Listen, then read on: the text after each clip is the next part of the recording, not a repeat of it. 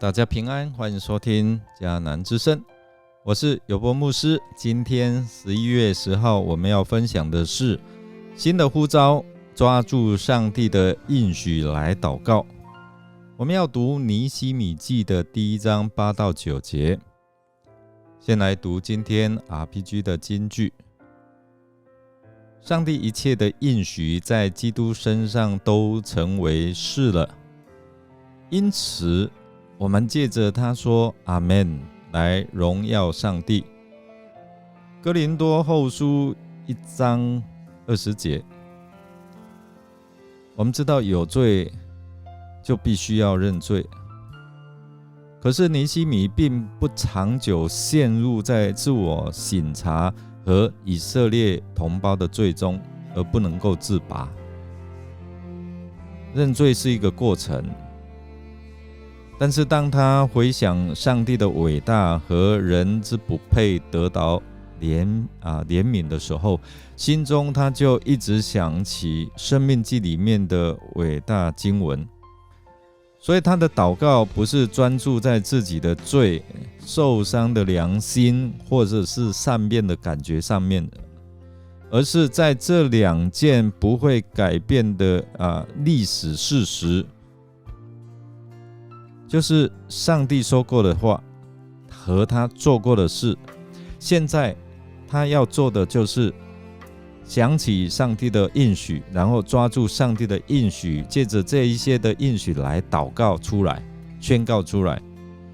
因为他知道他所祈求的上帝是守约施慈爱的上帝，所以他的应许如果人照着他的法则去做，就可以来成就。尼希米在他祷告当中用了许多申命记里面的经文，从这里我们可以知道或是推敲说，尼希米他一定很熟悉上帝给以色列人的诫命、律例或典章。他知道以色列百姓若犯罪，上帝就会将他们分散在万民中，这是记载在申命记的28章64节。但是呢，只要他们愿意认罪悔改归向神，谨守遵行神的诫命，那么神一定会照他的话语将分散在各处的以色列百姓招聚他们回到耶路撒冷，就是上帝亲自来选择立为居所的圣城。虽然尼希米生长在被掳之地，其实他的工作纠正也不需要他研读上帝的话语，可是他对圣经的深入了解确实是我们学习的好榜样。应该他每天都有单独会主那尼希米他深知这位守约施慈爱的上帝，他与以色列人有一个永恒的约定他是他们的主，是他们的父，而以色列人是上帝的仆人，上帝的百姓。尼希米想起摩西说过，以色列这些百姓如果离经背道之后会带来危险，不过上帝也应许他会施恩怜悯。所以上帝的话语说，你们若犯罪，我就把你们分散在万民中，但是呢，你们若归向我，谨守遵行我的诫命，你们被赶散的人虽在天涯，我也必从那里将他们招聚回来，带到我所选择立为我民的居所。有分散也有招聚回来，这是应许招聚。因为如果你们归向上帝，就会回来。所以这些话是当初上帝对摩西说的后来所罗门在献殿的时候又重复的说，那伟大的警告跟应许就拼凑成一幅盼望的图案。那尼希米呢，他从过去得到鼓励，就能够面对他的未来。一样的，我们如果从上帝的话里面他的应许得着鼓励，那我们就可以面对我们的未来。上帝对他的子民画出他的应许，绝不会改变主意。所以过去他们不听话就分散，后来他们悔改，神就召聚他们回来。他说过，如果违反圣约就会被赶。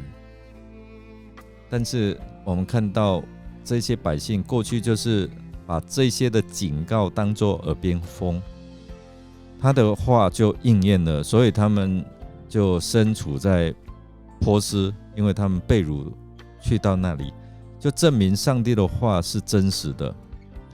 他也知道他知道他会为自己的悖逆忏悔自新这些的子民所以呢，他也为他们的悔改转回做了慷慨的预备。那尼希米他会觉得自己虽然身处在遥远的书珊城，但上帝与他同在，他的应许也从不会落空。他以悔改和倚靠来宣告未来的归向神。现在透过上帝永不改变话语中的应许来寻求确据。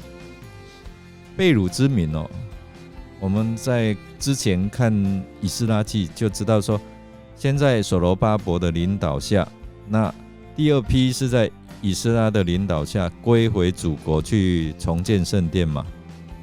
那第三批就是尼希米，他现在领悟了，有负担了，所以他被呼召成为第三批的领袖。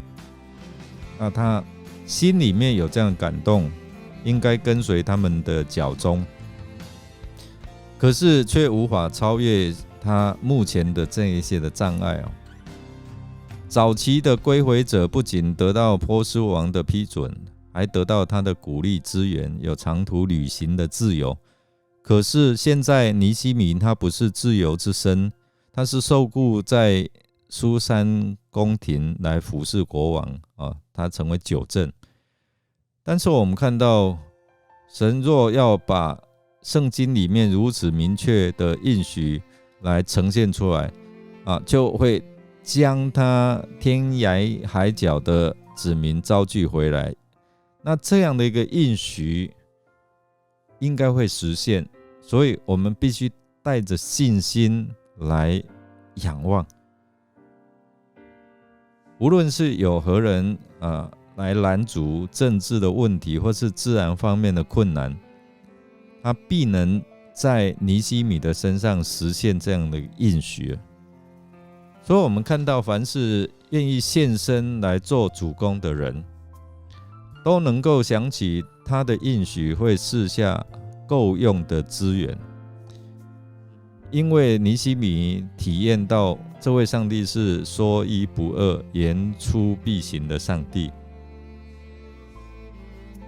今天我们透过这一些的话语，也鼓励我们要向尼希米学习熟读上帝的话语。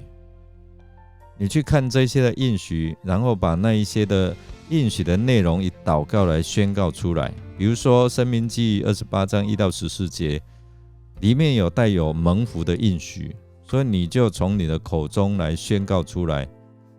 我常常鼓励弟兄姐妹说，第一遍你就念过，然后第二遍把你改成我，第三遍呢把我改成你自己的名字。所以宣告说，如果你自己若留意听从，谨守遵行上帝的话语，那以下的福必追随你。抓住上帝的应许来祷告。尼希米就是这样祷告，我们看到后面就上帝应许他的祷告了。弟兄姐妹，你也可以经历看看去尝试看看，去宣告上帝的话里面的应许能够成就在你的身上。我们来默想，尼希米熟读上帝的话，他按照申命记中上帝的应许来祈求上帝的怜悯和拯救。那这对你我有什么提醒呢？弟兄姐妹，你对上帝说过的应许熟悉吗？若不熟悉，你就去看吧，去宣告吧。让我们一起来经历看看。我们一起来祷告。亲爱的天父上帝，你是天上的神，是大而可畏的。你向爱你、守你诫命的人守约施慈爱。我们要献上感恩，因为你的怜悯使我们能够借着宣告你话语里面的应许来祷告，借着宣告你的应许，让我们经历你的话语的应许是在基督耶稣的身上成为实现，成为是的。希望我们能够借着从困境中宣告你的应许来转回的经历，来见证及荣耀你的圣名。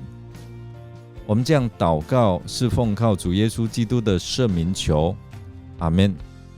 感谢您的收听，如果您喜欢我们的节目，欢迎订阅并给我们鼓励与代祷。